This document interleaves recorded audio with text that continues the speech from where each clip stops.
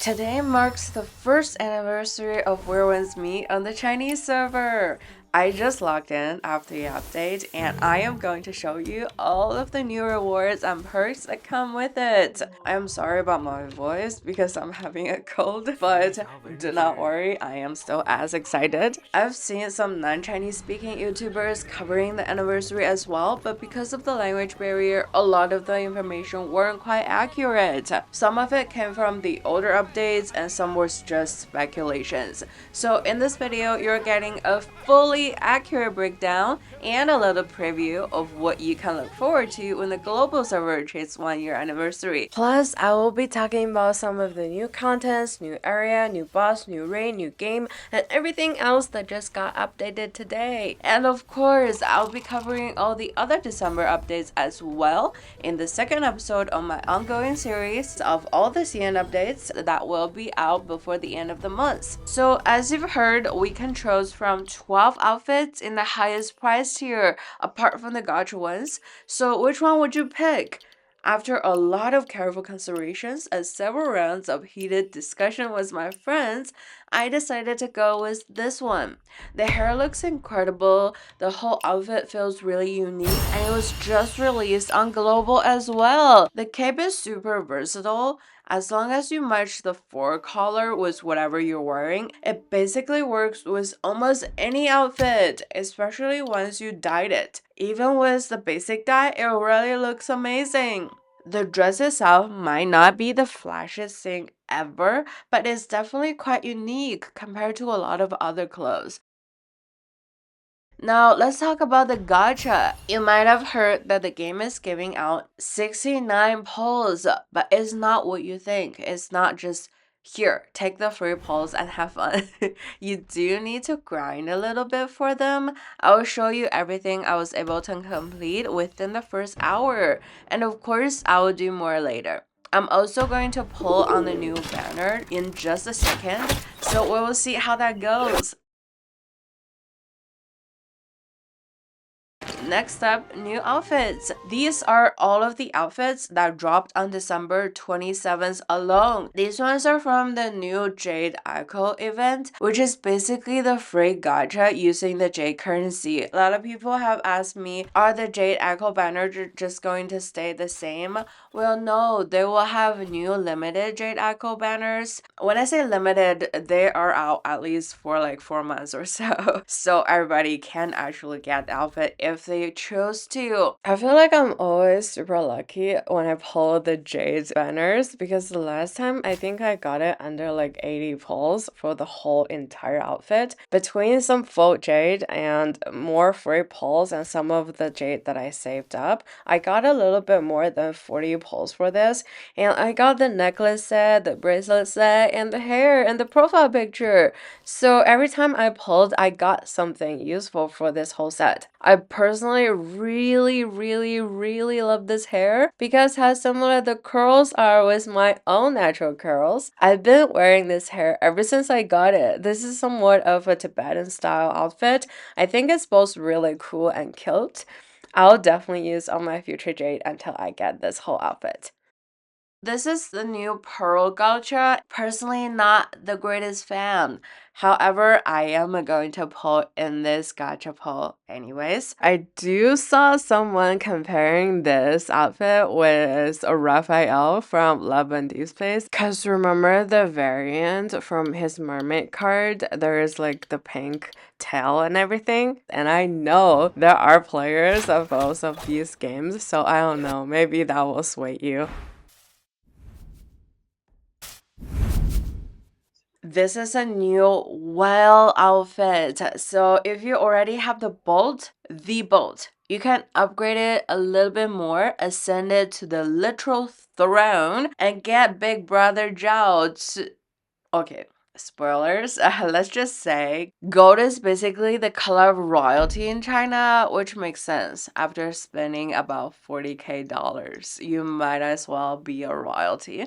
These are the free exchangeable outfits. So I exchanged this. Obviously, it is so cute. I haven't been wearing it because a lot of the newer outfits This one is also very cool. I think it will look so good in white or like black, but unfortunately they cannot be dyed. This one is from one of the social shops. I do feel like it's very airy as well.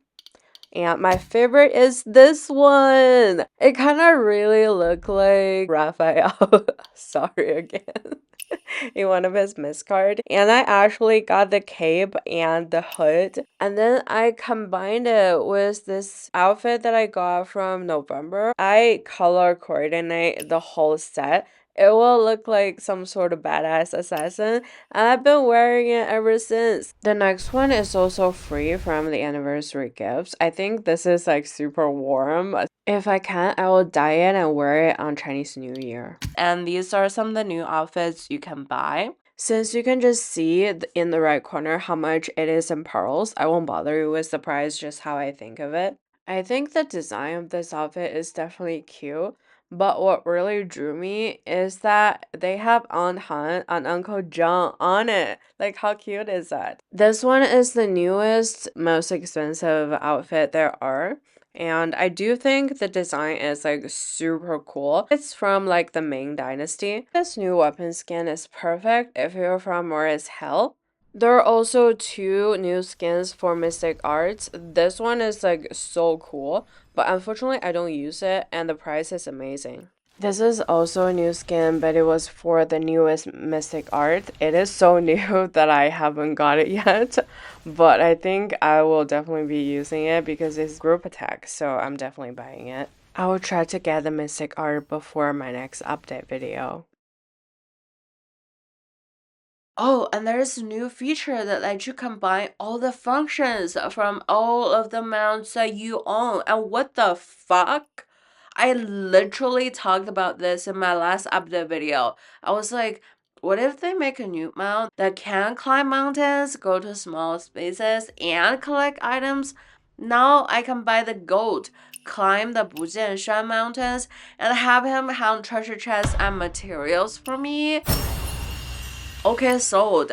I can even ride the tiny cat so I don't knock people over in Kaifeng. So I did a very small and quick review. If you're interested, I can always do a longer one later. Basically, you don't automatically unlock all the mount features. You need to use a 390 pearl book to activate each one. However, they do give you 2 books for free.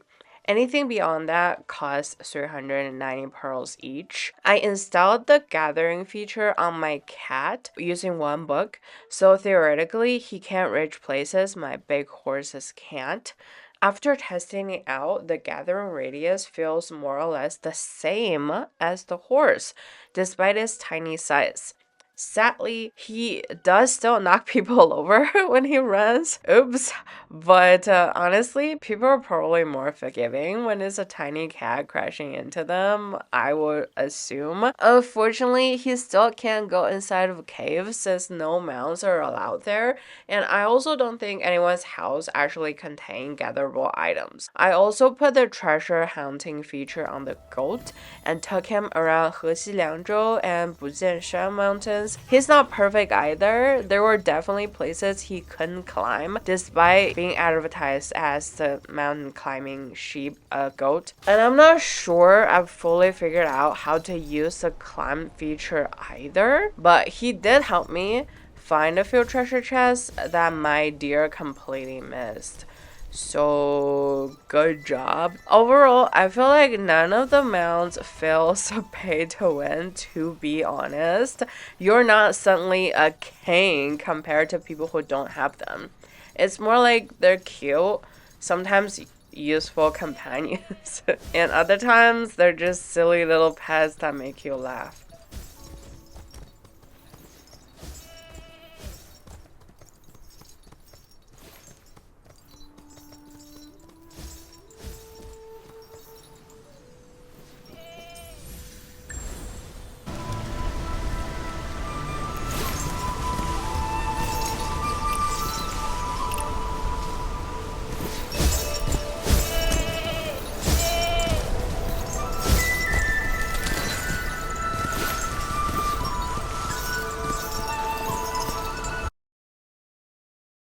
There's also a new map area. I honestly cannot believe it. We just got a new area last month and I still haven't finished exploring that one.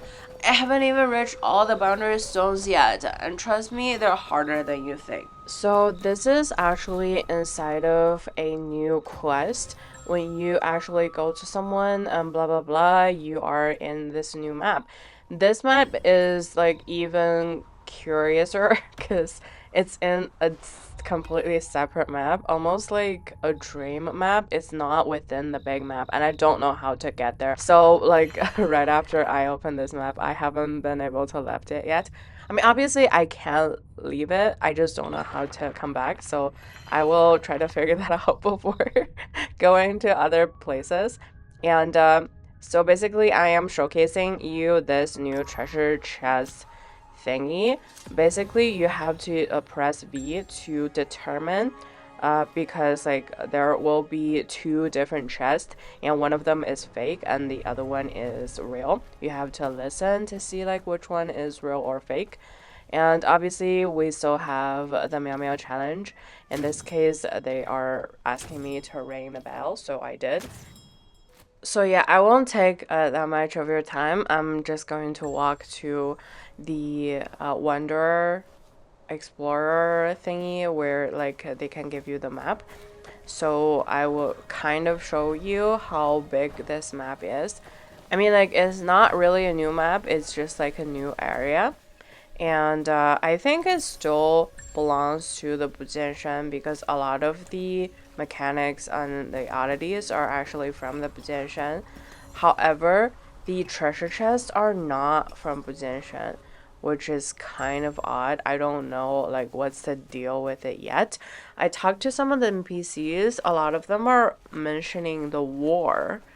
And yeah, again, not a greatest history expert on the whole of Asian Chinese history, so I'm not super sure about that one either. But yeah, there's definitely some fantasy elements, I'm sure, in this side inside of this map.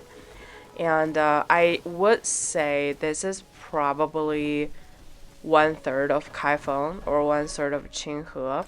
I will give you like video proof for that later when I test out like exactly how large or small this whole map is. So yeah, as you can clearly see, like there's nothing outside of this area. And this area alone is actually not that small. So like for example, from here to the nearest super near boundary stone is only like 100 meters or something, and see like how long that is. We need to like walk, walk, walk, walk, walk, walk, walk, walk, walk, walk, walk, walk, walk, walk, walk, walk, walk, and here we are. But like, see just how little we just covered compared to the entire map. Now let's go again to the next nearest boundary stone and see like how far we'll get. And like, you know, you can already see it's 400 meters and more. And I will try not to stop for any distractions and just go straight to the boundary stone so you can have a clear look of like okay, so there is the treasure chest. I will have to get it, but like right after that we are going to set for the next boundary stone. Let's go. I would just have to say again, like for the fourth map position, they definitely upgraded the whole lighting. It makes the whole place look so realistic. I just love how the shades was cast down by the leaves. Don't know where these children are looking. Maybe just for like the beautiful leaves from whatever. Let's go, let's go, let's go, go, go. Oh yeah, some exploration thingy.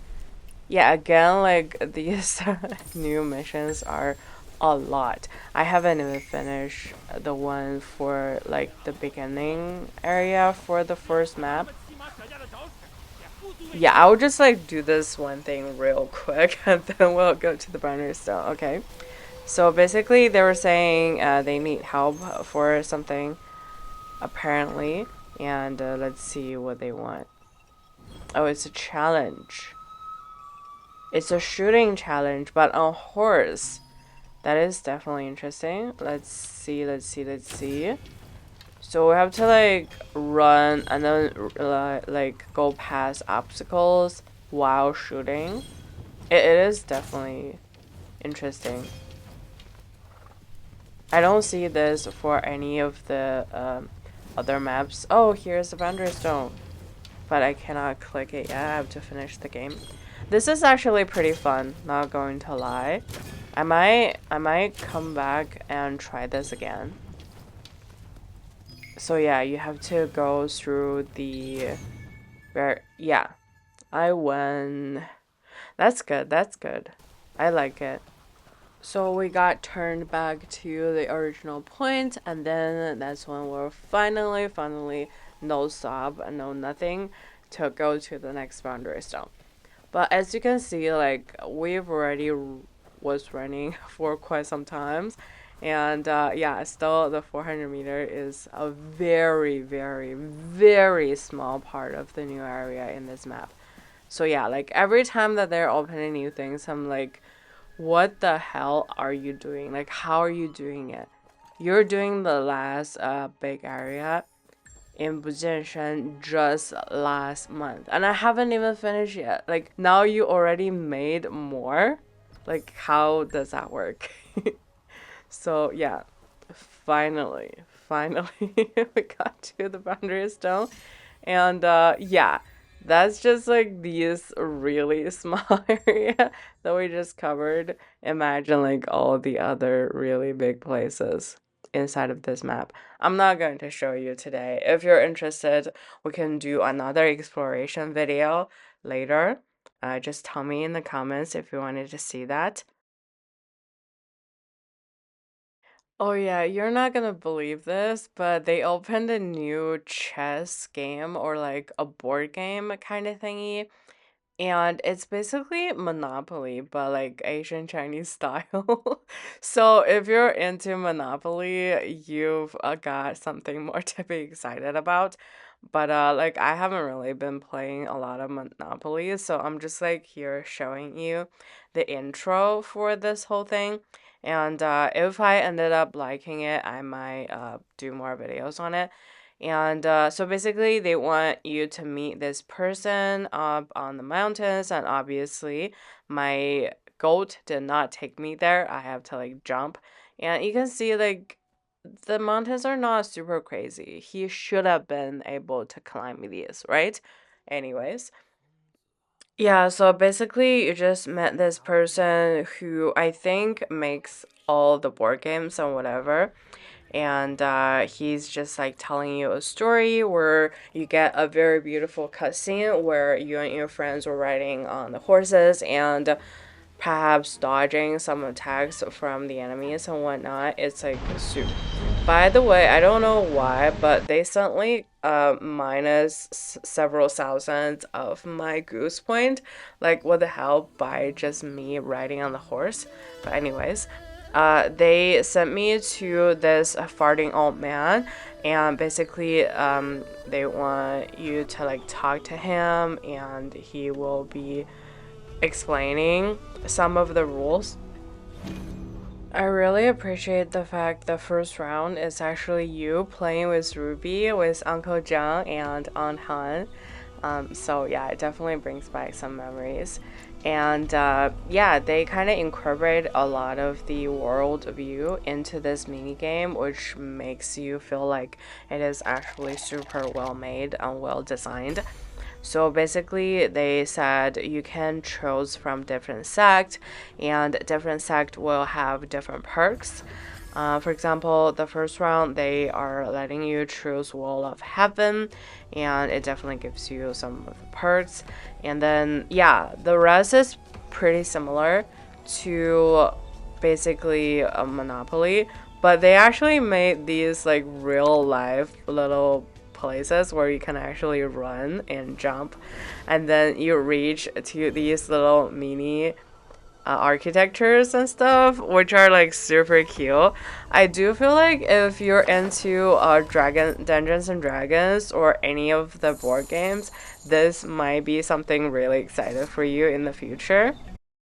We're also getting a new 5-player raids and a 10-player raid.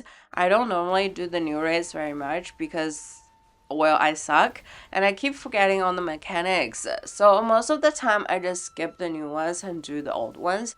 But this 10 people raid is insanely difficult. I tried to beat it with a lot of AIs because, yeah, again, like I keep forgetting a lot of stuff and I don't want to bring anyone down. And look at how awesome her huge swords are, by the way. So, yeah, basically, I tried to beat her for over 7-ish minutes and I died 3 times. Her health bar is minus maybe 7% in the end, so I just quit. I also tried the first part of the new 5 people raid, and obviously I was doing it with some AI, and to my absolute surprise, I actually managed to beat it. And I think this is like probably one of the most unique and fun mechanics. I feel like next time if anyone wanted to beat this boss, they can definitely ask me because when I lack in combat power or like reflective abilities, I can totally just run around on the ground and connect these two huge pieces. So basically, I feel like in the entirety of this fight, for maybe like 4 people, they need to fight like all the time, and they actually need to assign a person to like do the connecting, basically every 5 or 10 seconds. So yeah, all the AI was like fighting him for me, and I was just like connecting piece by piece.